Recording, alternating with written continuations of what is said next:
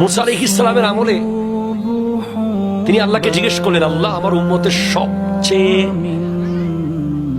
গুনাহগার বান্দাকে একটু দেখতে চাই। আল্লাহু আকবার, আরো জোরে। আল্লাহ বলছেন, মুসা তুমি রাস্তার ধারে ওই জায়গায় গিয়ে বসো, তুমি দেখতে পাবে। দেখে যে একটা লোক একটা বাচ্চা কাঁধে নিয়ে যাচ্ছে,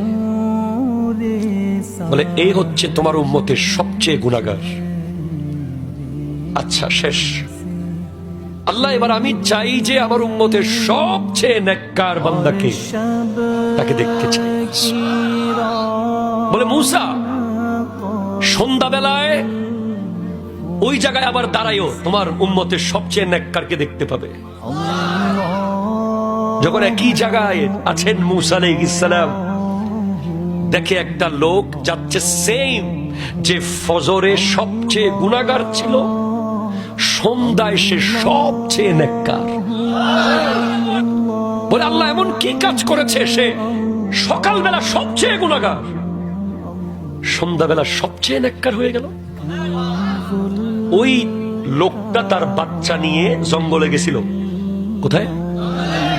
জঙ্গলে যাওয়ার পর বাচ্চা জিজ্ঞেস করছে, আব্বা আচ্ছা এই বিশাল জঙ্গলের চেয়ে বড় কিছু কি আছে?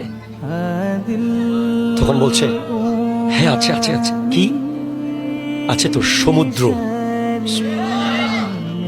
বাবা সমুদ্রের চেয়ে বোধহয় বড় কিছু তাহলে নাই।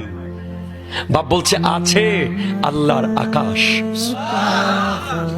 বাবা আকাশের চেয়ে তো বড় কিছু নাই নিশ্চয়? বলে আছে বাবা, আকাশের চেয়েও বড় আছে। বলে আকাশের চেয়ে বড় হচ্ছে আমার গুনাহ।